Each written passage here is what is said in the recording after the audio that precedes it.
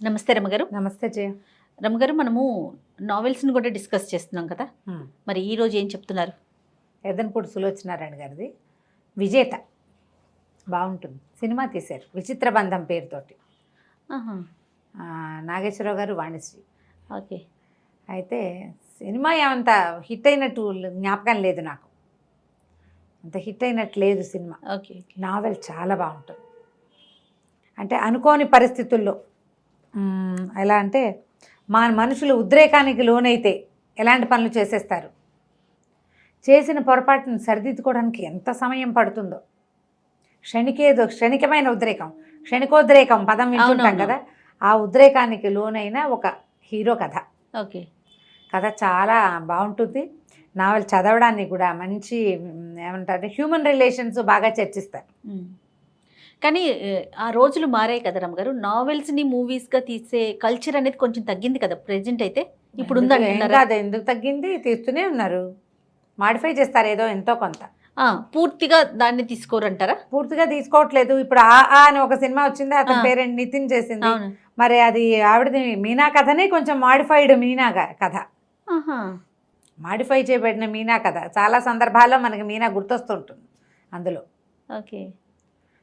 ఆయన ఓపెన్గా కూడా చెప్పినట్టున్నారు త్రివిక్రమ్ బహుశా దాన్ని. సులోచనారాయణ గారి కథ ఫ్రేమ్ అది. ఈ రోజులకు తగినట్టుగా ఏదో చేసుకుంటున్నారు. అందులో అతని చెల్లెలకి ఈఎంఐకి కుదిర్చిన పెళ్లి కొడుకుతో అతని చెల్లెలకి పెళ్లి చేయటం మీనాలో ఉంది, అదే ఇక్కడ పెట్టారు. ఆ అమ్మాయి పల్లెటూరు వెళ్ళటం అలాగే కనపడతాయి. ఇప్పుడు ఎవరో ఒకళ్ళు చెప్పని కథల్ని తీయలేరు కదా, కథనే తీస్తున్నారు. డైరెక్ట్గా నావెల్గా వచ్చిన వాటిని తీయటము ఒక రవ తగ్గిందని అనుకోవాలి, కానీ తీస్తూనే ఉన్నారు. అదేలేండి, మీరు అన్నట్లుగా కొంచెం మార్పులు చేర్పులు చేసుకుంటున్నారేమో. మనం సులోచనారాయణ గారు అయితే మీనా, సెక్రటరీ అవన్నీ మనం సినిమాలుగా చూసాం కదా. అవును. జీవన తరంగాలు, ఏ కథకు ఆ కథ ఆణిముత్యం. ఇప్పుడు ఆవిడ వర్ణన, ఆవిడ సెట్ క్యారెక్టర్ని సెటిల్ చేయటం ఒక చోట, అలాంటివి చాలా ప్రత్యేకంగా ఉంటాయి. ఈ కథలో హీరో మాధవ్ అతని పేరు. తను ఏంటంటే స్వాతంత్రోద్యమంకి ఉత్సాహపడి స్వతంత్రం రావడానికి 4-5 సంవత్సరాల ముందు ఉద్యమంలోకి వెళ్ళినవాడు. పట్టేశారు అతన్ని, జైల్లో పడిపోయాడు. స్వతంత్రోద్యమానికి ముందు ఇలా దొరికిన వాళ్ళందరినీ జైళ్ళల్లో పడేశారు కదా.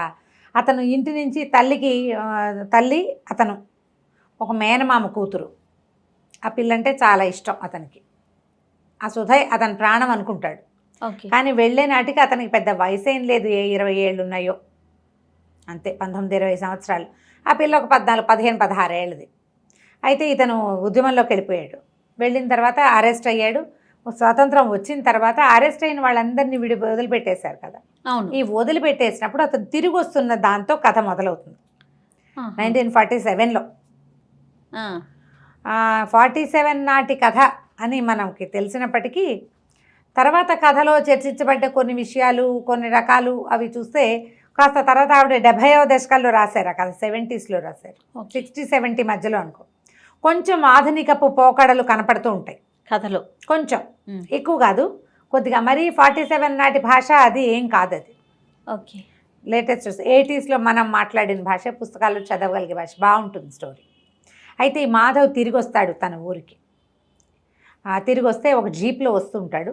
ఆ జీప్ వచ్చే దారిలో ఒక చోట ఒక గుర్రాల బండి ఒకటి, కోచ్, అది బురదలో దిగబడిపోయి కనపడుతుంది. కనపడితే వాళ్ళు ఆ కోచ్ తాలూకు ఆ కోచ్ మ్యాన్ సహాయం చేయమని కారు ఆపుతాడు. సరే చూస్తే ఏమవుతుంది, ఆ కోచ్లో ఒక అందమైన అమ్మాయి ఉంటుంది. ఒక 16-17 సంవత్సరాలు ఉంటాయి అటు ఇటుగా. ఇతను సుధ వయసు అనుకో, 18 ఏళ్ళు నుంచి 17-18. పిల్ల చాలా అందంగా మంచి బట్టలతోటి బాగా డబ్బున్న వాళ్ళ పిల్లలే కనపడుతుంది, అందమైన పిల్ల. అయితే ఈ కోచు ఇందులో దీనికి చేతులు, బండిని బైక్ తోస్తాడు, చేతులు కడుక్కోవడానికి నీళ్లు కనపడ, బురదలో టైర్ చక్రము బురదలో దిగిపోయింది, అక్కడ నీళ్లు ఉన్నాయని చూపిస్తారు. ఆ నీళ్ల కోసం వెళ్ళినప్పుడు అది కొంచెం వెన్నెల రాత్రి, ఆ వెలుగులో ఆ పిల్ల మొహం అతనికి స్పష్టంగా కనబడుతుంది. ఆ అమ్మాయికి పైపెదవ మీద పుట్టుమచ్చ ఉంటుంది. దాని కేసు చూస్తే అతనికి మరదలు జ్ఞాపకం వస్తుంది. ఆ అమ్మాయి కూడా ఇలాంటి పుట్టుమచ్చ ఉంది, కుడి ఎడమలుగా ఉంటాయి. అది చూస్తూ చూస్తూ అమ్మాయి కర్చీఫ్ ఏదో నాప్కిన్ లాంటిది అందిస్తుంటే నాప్కిన్ పుచ్చుకోకుండా చేయి పట్టుకుంటాడు. పట్టుకునేసరికల్లా అమ్మాయి వెంటనే యూ రాస్కెల్ అనేసి చేయి లాగేసుకుంటుంది, తిట్టేస్తుంది. ఇతను అది కాదు ఇది కాదని మళ్ళీ చేయించుకోవడానికి ప్రయత్నం చేస్తాడు. ఆ అమ్మాయి ఏం చేస్తుంది, మెళ్ళో ఆ పిల్లకి ఒక పులిగోరు పథకం వేళ్లాడుతుంటుంది. టక్కిన మెడలోంచి ఆ పులిగోర తీసి అతని మొహం మీద పొడి చేస్తుంది. అంటే తనను తను కాపాడుకోవడానికి చేసిన ప్రయత్నం. నిజానికి అతను ఏం చెయ్యాల, కానీ చీకటి మాటను ఎవరైనా చేయిపుచ్చుకుంటే అలాంటి ఉద్దేశం కలుగుతుంది. ఆ పిల్ల అపార్థం చేసుకుంటుంది. ఇతను కూడా మనిషి దృఢంగా భారీగా పెద్దవాడిగా ఉంటాడు, పొడుగాటివాడు. ఆ వయసు వాళ్ళని నమ్మలేరు ఆడపిల్లలు. దాంతో ఇతను మొహం పక్కకి తిప్పేసరికి అలా బుగ్గ మీద పొడుగ్గా గీసుకుపోతుంది. నెత్తురు వచ్చేస్తుంది, భగ్గుమంటుంది మొహం. హడిలిపోతాడు. ఆ అమ్మాయి అది కాదు ఇది కాదని నేను చెప్పే లోపలే ఆ అమ్మాయి కాస్త పరిగెత్తుకుంటూ వెళ్ళి ఆ గుర్రబండి మీద కూర్చుని ఎడాపెడా ఆ గుర్రాలని బాధేస్తూ పరిగెత్తిచ్చేస్తుంది అక్కడి నుంచి. ఏదో జరిగిందని చూసిన వాళ్ళకి అర్థమవుతుంది, కానీ ఏం జరిగిందో తెలియదు. మళ్ళీ వచ్చి జీప్లో కూర్చుంటాడు. జీప్ డ్రైవర్ వీడు ఏదో చేశాడు అనిపిస్తుంది. అమ్మాయికి పిచ్చర్లే ఉందంటాడు. అయిపోయింది ఇక్కడి నుంచి ఇంటికి వెళ్ళిపోతాడు. ఇంటికి వెళ్ళేసరికల్లా వాళ్ళ ఇల్లు ఇంటి ప్లేస్లో ఏదో ఉంటుంది. ఒక ముసలాయన ఎవరో కనపడతాడు, బాబాయ్. అయ్యో నువ్వు చనిపోయావు అనుకున్నాడు రా నాయన, మొత్తాన్ని బతికే ఉన్నావు, 5 సంవత్సరాలు 4-5 ఏళ్ళు అయిపోయింది. ఆంటీ ఇంటికి తీసుకెళ్తారు, అన్నం అదే పెడతారు. తీరా చూస్తే తల్లి లేదు, చనిపోయింది. సోదాలకి వీళ్ళ ఊరు కూడా వచ్చారు. వాళ్ళ అమ్మ గుండె పగిలిపోయి ఆవిడ పోయింది. ఆ ఇల్లు ఇంకా ఈ పిల్లాడు చచ్చిపోయాడని వచ్చింది వార్త. దాంతో ఇంటినేమో స్కూల్కి ఇచ్చేశారు ఇతని జ్ఞాపకార్థంగా. సుధ ఏమైందంటే, సుధనేమో వాళ్ళ మేనమామ వచ్చి తీసుకెళ్ళాడు. ఈ అమ్మాయికి ఇతనికి మాధవ్కి మేనమామ కూతురు. మాధవ్ మేనమామ భార్య ఉంది కదా, ఆమె అన్నదమ్ములు ఎవరో వచ్చి ఈ పిల్లని తీసుకుపోయారు. దాని గురించి వివరాలు ఏమైనా తెలుసా అంటే, ఏవో ఉత్తరాలు రాసిన ఉత్తరాలు చూస్తే వాళ్ళంతా చాలా మంచివాళ్ళని, తన్ని బాగా చూసుకుంటున్నారని రాస్తుంది. కానీ వీళ్ళని కోల్పోయానన్న బాధ ఆ ఉత్తరాల్లో కనపడుతుంది. ఇక ఏమీ చేయలేక బయలుదేరిపోతాడు. చాలా దిగులుగా ఉంటుంది, ఏం చేయాలో తెలియదు. అక్కడి నుంచి ఏం చేస్తాడు, ఇక ఇతనితో పాటు జైల్లో రామ్ గోపాలరావు గారని ఒక ఆయన ఉంటారు. ఆయన కొంచెం సంపన్న గృహస్థు. ఈయన ఈ ఉద్యమంలో ఉంటారు. ఆయనకు ఉత్తరం రాసి పంపిస్తాడు ఈ జీప్ డ్రైవర్ తోటి. ఇక్కడ మా అమ్మ లేదు, సుధా లేదు, నా జీవితం ఇలా ఉందంటే ఆయన పర్వాలేదు, నువ్వు బాధపడుకుని నా దగ్గరికి వచ్చేసేయమంటాడు. ఆయన దగ్గరికి వెళ్తాడు. సరే, వెళ్ళిన తర్వాత బాగా ఆరాధీసి ఈ సుధ ఎవరింటికి వెళ్ళిందో అది మొత్తం కనుక్కుంటాడు. ఆ అమ్మాయి మేనమావ నాగభూషణం బాగా సంపాదిస్తాడు. వ్యాపారం ఏదో ఉంటుంది, కలప వ్యాపారమో ఏదో. వాళ్ళ ఇంటికి వెళ్తే ఆ సుధకి పెళ్ళైపోయి ఉంటుంది. మేనమావ కొడుకునే పెళ్లి చేసుకుంటుంది. తనకు తెలిసిన అందాల భార్యని కాదు ఈ పిల్ల. చక్కగా బొద్దుగా చిన్నగా బాగా క్యూట్గా ఉండే అమ్మాయి కాకుండా పుష్టిగా ఒంటి నిండా నగలతోటి బాగా దెబ్బతోటి వచ్చిన దర్పంతో ఉన్న అమ్మాయి కనపడుతుంది. ఆడపిల్లని నాకు అంతకంటే వేరే దారి లేకపోయింది అని అనలేదనిపిస్తుంది అతనికి. ఏదో చిన్నప్పుడు అనుకున్నావు అవి ఇవి ఇప్పుడు ఎందుకుంటాయి అవన్నీ భలేవాడివి బాబా అంటుంది. కానీ మేనత కొడుకు చిన్నప్పటి నుంచి ఇతనితో కలిసి పెరిగింది, ఇతను బతికొచ్చాడని సంతోషపడుతుంది. ఒక విసుగు పుట్టేస్తుంది ఇతనికి జీవితం అంటే, ఇక్కడ ఉండకూడదు అనుకుంటాడు. ట్రైన్ ఎక్కుతాడు. ఆ ట్రైన్ ఎక్కేటప్పుడు ఏమవుతుంది, పొరపాటున ఒక ఫస్ట్ క్లాస్ కూపేలోకి వెళ్తాడు. అతను ఎక్కిన తర్వాత ఎవరో వస్తారు. తీరా చూస్తే ఏ అమ్మాయి అయితే తన బుగ్గ మీద ఇలా ఘాటు పెట్టిందో ఆ అమ్మాయి అక్కడ ఉంటుంది. ఇక ఏం చూస్తే ఎవ్వరు ఉండరు, ఆ కూపేలో వాళ్ళిద్దరే ఉంటారు. ఆ పిల్లని బాగా బెదిరించి ఏడిపించాలనిపిస్తుంది ఇతనికి. పెద్దవాడు కాదు కదా, ఓ 24-25 ఏళ్ళవాడు. ఆ అమ్మాయి అంతకంటే రెచ్చిపోయి తిట్టినట్టుగా బిహేవ్ చేసేసరికి కల్లా ఆ పిల్లని బలవంతం చేసేస్తాడు. ఒక ఆపుకోలేని తనంతో. ఏం చేయాలో తెలియదు. అయ్యో ఇంత పని చేశాను, ఈ పిల్ల జీవితం పాడు చేశాను అనిపిస్తుంది. అటు తోటకూర కాడలా పడిపోతుంది. బ్రీఫ్గానే రాస్తారు. సరే ఏమనుకుంటాడు, ఇంత పని చేసి నా మొహం ఎలా చూపిస్తాను, రామ్ గోపాలరావు గారు నన్ను పిలిచారు, నేను మంచివాడిని, ఇలాంటి పని చేశానని తెలిస్తే ఏమైనా క్షమిస్తారా ఎవరైనా? ఏమీ చేయలేక ఆ పిల్లని అక్కడ వదిలిపెట్టేసి ఆత్మహత్య చేసుకుందామని దిగేస్తాడు. ట్రైన్ దిగుతాడు. అమ్మాయి లోపల పడి ఉంటుంది. దిగేస్తాడు. కానీ దూకేసే టైంకి జీవితం మీద ఏదో ఒక ప్రీతి వెనక్కి అడుగేసేస్తాడు. చావడు, చనిపోవడానికే వెళ్తాడు ఆత్మహత్యకే, ఇంత పని చేశాను నేను అని. అక్కడి నుంచి ఆ రామ్ గోపాల్ గారి దగ్గరికి వెళ్ళిపోతాడు. ఆయన చాలా బాగా చూసుకుంటారు. ఇతనికి ఆ అమ్మాయి ఎంతసేపు గుర్తొస్తూ ఉంటుంది. ఆ పిల్ల మొహం మర్చిపోడు. ఆ మెళ్ళలో ఉన్న పులిగోరు, అందమైన మొహం, సోగ కళ్ళు అవి బాగా జ్ఞాపకం ఉంటాయి.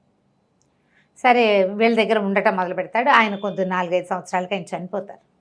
ఆయన ఆస్తి పాస్తి వ్యవహారం అంతా చూసేవాడు.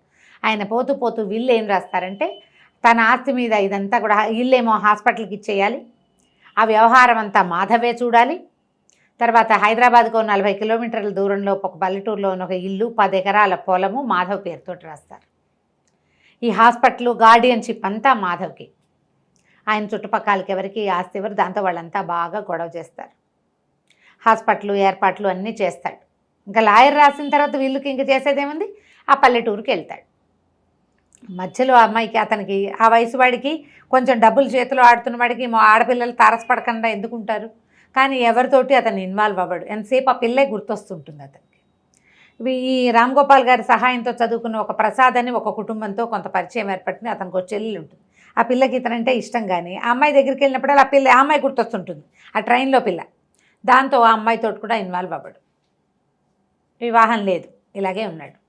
ఆ ఊరు వెళ్తాడనమాట. ఊరు వెళ్తే వీళ్ళ ఇంటికి దూరంగా అది నది వైపుకి వెళ్ళే దారిలో ఒక చిన్న పెంకుటిల్లు ఉంది. అయితే అక్కడ మేనేజరు చూస్తే ఇల్లంతా బాగా పాతగా ఉంటుంది, ఇల్లంతా బాగు చేయించుకుంటాడు. పొలం అది ఏర్పాట్లు అవుతుంటాయి. చక్కగా ఇల్లంతా సెట్టింగ్ చేయించుకుని ఇక్కడే ఉండాలని వచ్చేస్తాడు. హైదరాబాద్కి దగ్గరే కదా, ఏముంది కారులో వెళ్ళి రావచ్చు, జీప్ ఉంది అతని దగ్గర, అలా అనుకుంటాడు. చూస్తే ఆ చిన్న పెంకుటి ఇంట్లోంచి చెరువు నది వైపుకి వెళ్ళే దారిలో ఒక పెంకుటిల్లు ఉంది. ఆ కాస్త కొనేస్తే ఇక్కడి నుంచి అక్కడ దాకా తోట డెవలప్ చేయొచ్చు, గార్డెన్ డెవలప్మెంట్ బాగుంటుందని చెప్తాడు మేనేజర్.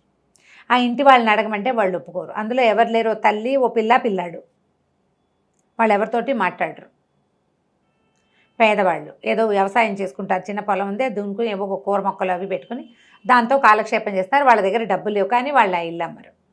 సరే, ఇతను ఏం చేస్తాడు, వాళ్ళని ఎన్ని విధాలు అడిగి చూసినా వాళ్ళు ఒప్పుకోరు. ఓ రోజు అక్కడికి వెళ్తాడు. వెళ్ళేసరికల్లా ఆ ఇంటికి ఒక ముసలావిడ కనపడుతుంది, కానీ ఆవిడేం పెద్దగా మాట్లాడుతుంది. ఆ ఇంటికే వెళ్తే ఆ ఇంట్లో ఒక పిల్లాడు ఉంటాడు, ఒక 14 ఏళ్ళ వాడు. 14 ఏళ్ళు అలా ఉంటాయి. వాడికి ఏదో యాక్సిడెంట్లో నడుము విరిగిపోయింది, వాడు నడవలేడు, మంచం మీద ఉంటాడు. ఈయన్ని చూసి అసలు కిరిబిక్కిరైపోతాడు సంతోషంతో. కాస్త చదువుకున్న మొహం చూసి ఎన్నేళ్ళు అయిందో, వీళ్ళంతా పల్లెటూరు వాళ్ళు అని చెప్తే అది మీది ఊరు కాదంటే, చిచ్చి వీళ్ళు ఈ ఊరికి మాకు ఏం సంబంధం, మా సంబంధం లేదు. మా నాన్న నవాబు దగ్గర మిలిటరీ ఆఫీసర్, రజాకార్ మూమెంట్లో మా నాన్నని కాల్చేశారు. మరి నేనేమో పారిపోయే క్రమంలో గోడ మించి పడిపోయి నా నడుము విరిగిపోయింది, అందుకని నేను మంచాన్ని పడిపోయా. మా అక్క నేను ఆయా ఉంటాం. ఆవిడ మీ అమ్మగారు, చిచ్చి ఆ అమ్మ ఏమిటి, అమ్మ కాదు ఆయా అని చెప్తాడు. ఆయా, అక్క, తమ్ముడు ఉన్నారు. ఇక ఈ పిల్లాడితో ఫ్రెండ్షిప్ చేస్తాడు. ఆ పిల్లాడిని చూస్తే ఉసూరుని అనిపిస్తుంది. ఎవరో ఒకళ్ళు ఉండద్దు ఇలాగా, ఆ వయసు పిల్లలు, పైగా చదువుకున్న ఆగర్భ శ్రీమంతుల ఇంట్లో పుట్టిన పిల్లవాడు ఇట్లా పాపం ఒంటరిగా పడున్నాడని ట్రాన్సిస్టర్ కావాలి, పాటలు వింటానంటే రేడియో పంపిస్తాడు. 2 సార్లు తిరుగుతాడు. 3వసారి ఆ ఇంట్లో ఉన్న అమ్మాయి ఎదురుపడుతుంది అతనికి. తీరా చూస్తే ఆ అమ్మాయి ఎవరో కాదు, ఏ అమ్మాయినైతే ట్రైన్లో వివసంగా ఉన్న పిల్లని వదిలిపెట్టి పారిపోయాడు అతను, ఆ పిల్ల ఇక్కడ కనపడుతుంది. అతనికి అర్థమవుతుంది, అతను చెప్పే వాళ్ళ అక్కయ్య ఈ అమ్మాయే అని. దాన్ని బతిమలాడడానికి ప్రయత్నిస్తాడు. అమ్మాయి, ఇంకా ఏం చేయడానికి వచ్చావు, మా జీవితం సర్వనాశనం అయిపోయింది, ఇంకేం చేస్తావు నువ్వు అంటుంది. ఏం జరిగిందో ఆ కోచు మెడ నిండా ఒంటి నిండా బంగారం ఖరీదైన బట్టల్లో చూసిన పిల్ల ఇప్పుడు ఒక దిక్కు లేకుండా ఆ కాళ్ళు విరిగిపోయిన పిల్లవాడితోటి ఒక పాత చీర కట్టుకుని మట్టిలో పనిచేస్తూ కనపడుతుంది. ఈ స్థితికి తను ఎట్లా కారణమయ్యాడో అతనికి అర్థం కాదు, తనే కారణమా అనిపిస్తుంది. అక్కడి నుంచి ఈ పిల్లాడు ఏం చేస్తాడు, ఉత్తరం రాసి పంపిస్తాడు, మా నాన్న మా అక్కయ్య ఒప్పుకోవట్లేదు, ట్రాన్సిస్టర్ తీసేసుకోండి అని. కానీ అతను వదిలిపెట్టాడు. ఇప్పుడు ఎలాగైనా ఆ పిల్లని సాధించాలంటే ఈ పిల్లాన్ని పట్టుకోవాలనుకుంటాడు. అమ్మాయి కావాలి ఇతనికి, ఇంకా జీవితంలో వేరే ఆశ ఏం లేదు, ఇదే నా తాలూకు చుక్కాని నా జీవితానికి అనిపిస్తుంది. ఎంత ట్రై చేసినా అమ్మాయి ఇతనితో మాట్లాడు. ఆ పిల్లాన్ని బాగా మాలిం చేస్తాడు. నీ కాళ్ళు తెప్పిస్తాను నేనంటే డాక్టర్ని తీసుకొస్తాడు. నేను చేయిస్తాను, అప్పుగానే ఇస్తా, మీరు అప్పు తీర్చుకోండి. అక్క ఒప్పుకోదు, కానీ అంటే నేను ఇలాగే బతకాలా అని ఏడుస్తాడు తమ్ముడు. ఎందుకు వాడి మొహం తనకి గిట్టదో చెప్పదు. ఇంకేం చేస్తారు, ఇక ఆపరేషన్ తప్పనిసరి, ఆపరేషన్ చేయిస్తారు. మరి కాళ్ళు వస్తాయి, నడకొస్తుంది, క్రచెస్ తోటి వాటితో నడవగలుగుతాడు. తప్పనిసరి అయ్యి ఆయా అమ్మాయి పేరు సంధ్య, ఇద్దరు ఇతనితోటి లొంగి ఉండాల్సి వస్తుంది. మెల్లిగా అలవాటైతే క్రమంగా తనని దగ్గర తీసుకోవచ్చు అనుకుంటాడు. ఎంత ట్రై చేసినా లొంగదు, మహాపొగరబోతు అమ్మాయి. క్యారెక్టర్ని అట్లా చూపిస్తారు, కానీ దెబ్బతిన్న వాళ్ళకి ఇంకా ఆత్మాభిమానం హెచ్చుగా ఉంటుంది. అండర్ కరెంట్గా ఆ పిల్ల ఆత్మాభిమానమే మనకి కనపడుతూ ఉంటుంది అనమాట. అది పొగరులాగా ఒక డైలాగ్ వస్తూ ఉంటుంది అతని దగ్గర, కానీ అది కాదు, దెబ్బతినిపోయిన ఆత్మాభిమానం. మా జీవితం ఇలా అయిపోవడానికి ఇదే కారణము అని. సరే, ఇలా కొద్ది రోజులు గడిస్తే ఈ పిల్లాడు హాస్పిటల్లో ఉన్నప్పుడు ఏమవుతుంటే వీళ్ళకి పెద్ద తుఫాన్ ఒకటి వచ్చి నదంతా పొంగిపోయి వీళ్ళు ఇల్లంతా నీళ్ళు వచ్చేస్తాయి. బలవంతంగా వాళ్ళని తన దగ్గరికి తీసుకొచ్చేస్తాడు. మరి వీళ్ళింటికి ఇతని పెద్ద ఇల్లు కదా, ఇల్లు మునిగిపోయాక ఇంకేం చేస్తారు, అక్కడ ముగ్గురిని తీసుకొచ్చేస్తాడు. వీళ్ళ ఇంట్లో ఉంటారు, సర్జరీ చేస్తాడు. ఈ సర్జరీ అయ్యి అతను కొంచెం నార్మల్ అయ్యే క్రమంలో ఆ జ్యోతి అనే అమ్మాయి, ఆ ప్రసాద్ చెల్లెలు అక్కడ కనపడుతుంది హాస్పిటల్లో. అబ్బో వీళ్ళు చాలా గ్రంథసాంగులు, వీళ్ళు ఎక్కడ దొరికారు నీకు అని అడుగుతుంది. అడిగేసరికల్లా అదేంటి అట్లా అంటావు ఏమిటి అదంటే, నాకు వీళ్ళ సంగతులు అన్నీ తెలుసు, కావాలంటే నేను నీకు నిరూపిస్తాను అంటే, తీరా ఏం నిరూపిస్తుందో వాళ్ళని ఇంటికి పంపించాక అమ్మాయి ఏం నిరూపిస్తుందో చూడాలనుకుంటాడు. ఈ పిల్లంది ఇది అందంగా కనపడుతుంది, నంగనాచి ఓ పిల్లని కానీ హాస్పిటల్లో బారేసింది అని చెప్పేసరికి అలా పిల్లాన్ని చూపించమంటాడు. నిర్ఘాంతపోతాడు అతను. చూపించమంటే ఒక శరణాలయంలో, అంటే ఒక కాన్వెంట్లో, హాస్పిటల్కి అనుబంధంగా ఉండే కాన్వెంట్, ఆ కాన్వెంట్లో ఈ సంజయ్కి డెలివరీ అయింది. ఆ పిల్లవాడు ఇక్కడ ఉండిపోయాడు. దాంతో వెళ్తారు జ్యోతి ఇతను. ఆ పిల్లాడు చూస్తే ఆ పిల్లవాడు తనలాగానే కనపడతాడు ఇతనికి, 4-5 ఏళ్ల పిల్లాడు. ఆవిడేం చెప్తుందంటే, అయ్యో ఎంత సంజయ్కి కళ్ళు పాడే పూడుకుపోయాయా, ఇంత అందమైన పిల్లాడు, వీడిని ఎట్లా వదిలిపెట్టిందంటే, ఆవిడంటది కాదు అసలు ఆ అమ్మాయికి స్పృహే లేదు, చాలా బలహీనంగా ఉంది, అసలు ఆ అమ్మాయి బతుకుతుందని కూడా మేము అనుకోలేదు, పిల్లాడు బతుకుతాడు అనుకోలే, ఆ 9-10 నెలల ప్రెగ్నెన్సీలో ఆ పిల్ల గట్టిగా అన్నం తినదే లేదు, ఏదో రుణానుబంధం వల్ల ఈ పిల్లాడు పుట్టాడు కానీ లేకపోతే పుట్టవలసింది కాదు, ఆ పిల్లే చచ్చిపోవాలి, ఆహారం కూడా లేదు తనకి సరిగా, ఏదో ఆకలికి ఒక గుప్పెడు తినే తప్పిస్తే బలవర్ధక ఆహారం లేని పరిస్థితిలోనే ఉంది, ఏదో ఒక పొరపాటున జరిగింది. అయితే ఈ పిల్లాడు 3 రోజుల దాకా 5 రోజుల దాకా బతుకుతాడు అనుకోలేదు, మేము పిల్లని పంపించేసాం. పిల్లవాడు బతికాడని నేను మళ్ళీ వాళ్ళ నాన్నకు ఫోన్ చేస్తే ఆయన నేను ఎవరో తెలియదు అన్నట్టుగా బిహేవ్ చేశాడు. ఆ తర్వాత రజాకార్ మూమెంట్లో ఆయన్ని కాల్ చేశారని తెలిసింది. ఆ తల్లి పిల్ల ఏమైపోయారో, ఆ అమ్మాయి ఏమైపోయిందో తెలియదు. ఈ పిల్లాడు చాలా అందమైన పిల్లాడు, చాలా తెలివైన వాడు, నేనే పెంచుకుంటున్నాను అని చెప్తుంది ఆ కాన్వెంట్ మదర్. ఇక ఆ పిల్లాడిని చూసేసరికల్లా ఏం చెప్తుందంటే, ఈ జ్యోతి పిల్లాడి తండ్రే వీడని చెప్తుంది అక్కడ చూపించటం కోసం. పిల్లాడి తండ్రి అంటే పోలికలు కనపడుతున్నాయి కదా చక్కగా, దాంతో ఆ సిస్టర్ నమ్మేస్తుంది. అక్కడి నుంచి పిల్లని దగ్గరికి తీస్తే వస్తాడు దగ్గరికి, వాడు కొంచెం జనముద్దైన పిల్లాడు, అందరితోటి కొంచెం బాగా ఉంటాడనమాట. తర్వాత ఇతను మర్నాడు వెళ్ళి మాట్లాడుకుని సంధ్య నా దగ్గరే ఉందని చెప్పి పిల్లాన్ని నాకు ఇచ్చేయమని అడిగి తెచ్చేసుకుంటాడు, ఇంటికి తెచ్చేస్తాడు. ఆ ఇంట్లో ఆల్రెడీ సంధ్య ఉంది, ఆయా ఉంది. వాసుని స్కూల్లో చేర్పిస్తారు, ఒక కాన్వెంట్లో చేర్పిస్తారు. ఇదంతా అప్పే అనుకోమంటాడు, పెద్దయ్యాక తీరుద్దు కానీ నాకు సరైన టైంలో ఎవరు చదువు చెప్పించలే, నన్ను ఎవరు చూడలేదు, నీకు ఒక అవకాశం లభించింది అది తీసుకోమంటారు. మరి వాళ్ళ ఇంట్లో ఉంటున్నందుకు పని చేసుకో, ఏదైనా పని చేసి పెట్టద్దు, అందుకని ఇంటి పని చేయడానికి దానికి ఆయా వాళ్ళు ఒప్పుకుంటారు, ఇంట్లోనే ఉంటారనమాట. ఆయా ఏముంటుందంటే, ఇప్పుడు చూడు నీకోసం అని ఎంత సర్దుకున్నాను అనమ్మా నేను, ఇప్పుడు ఇంత పెద్ద వయసు వచ్చాక నాకు స్థిమితంగా ఎక్కడైనా ధైర్యంగా బతకాలనుంది, బతికినన్నాళ్ళు నీకు ఇష్టం లేదంటే వెళ్ళిపోదని చెప్పండి. ఇప్పుడు ఇంతకాలం కష్టపడ్డారు, ఏం చేస్తుంది, ఊరుకుంటుంది అనమాట. అతనితో ఉండటం ఇష్టం లేదు, మెల్లిగా అలవాటు పడతారు. పిల్లాన్ని తీసుకొచ్చేసరికల్లా వాడు సంధ్య అని పిలుస్తాడు, మెల్లిగా అమ్మ అని పిలవటం మొదలు పెడతాడు. తిడుతుంది నన్ను, ఎందుకు వీడికి ఇలాంటి వాళ్ళు ఎన్ని పనులు చేశాడో, ఎవరి పిల్లాడో పిల్లాడు అనుకుంటుంది, నిజం చెప్పడు. కానీ పిల్లాన్ని మాత్రం అమ్మాయికి అలవాటు చేస్తాడు. ఎంత ట్రై చేసినా ఆ అమ్మాయిని సరిగ్గా చేసుకోలేకపోతాడు ఇతను. ఈ సందర్భంలో మళ్ళీ ఇతను సుధ, ఇతని మేనమావ కూతురు ఉంది కదా, అతను అమ్మాయి భర్త వస్తారు ఇక్కడికి. చూస్తే వాడు కూడా ఈ అమ్మాయికి కాలేజీలో సీనియర్, ఇదే మంచివాడేం కాదు, బోళ్ళని గ్రంథాలు ఉన్నాయి, మా ఆవిడ కూడా వాడి చుట్టూతానే తిరిగేది అని చెప్తే ఈ అమ్మాయికి ఇంకా అగ్నిలో ఆజ్యం పోసినట్టు అయిపోతుంది. సరే ఇతను ఎక్కడికో వెళ్తాడు, వెళ్ళేసరికి ఇతనికి విసుగు పుట్టిపోతుంది, ఇంకా నేను ఇది సరిచేయలేను, నా దారిని నేను ఎటైనా వెళ్ళి ఈ పిల్లాన్ని తల్లికైనా అటాచ్ చేస్తే, ఆయన రామ్ గోపాల్ గారు ఆస్తి ఎట్లా చేస్తారంటే ఇతని వారసులకే దక్కాలి, మాధవ్కి అమ్మే అధికారం లేదు, పిల్లాడికి ఆస్తి వస్తుంది. ఇక ఈ అమ్మాయిని చేస్తే అమ్మాయి కనీసం స్థిమితంగా అయినా బతుకుతుందని అనిపిస్తుంది అనమాట.